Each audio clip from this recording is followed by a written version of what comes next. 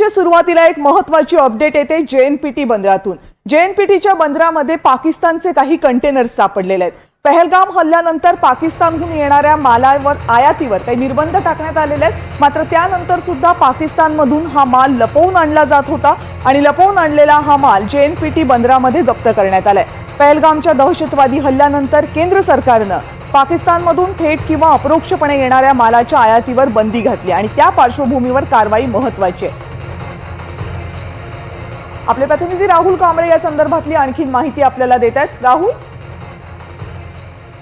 कविता, नक्कीच सकाळी 39 कंटेनर जे आहे जेएनपीटी बंदर डीआरजी मोठी कारवाई केलेली आहे आणि हे कंटेनर दुबई मार्गे येत होते, पण कंटेनर जे आहे ते पूर्ण पाकिस्तानी कंटेनर आहे। डीआरआयच्या तपासामध्ये निष्पन्न झालेलं आहे।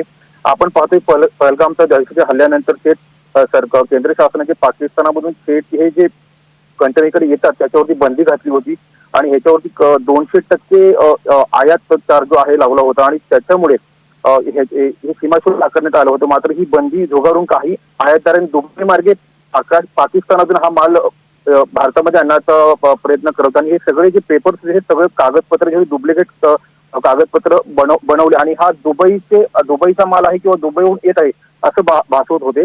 डीआरआयने या प्रकरणामध्ये 39 कंटेनर पकडले आणि एक आरोपी अरेस्ट केलेला आहे। राहुल, धन्यवाद तुम्ही दिलेल्या सगळ्या सविस्तर माहितीबद्दल।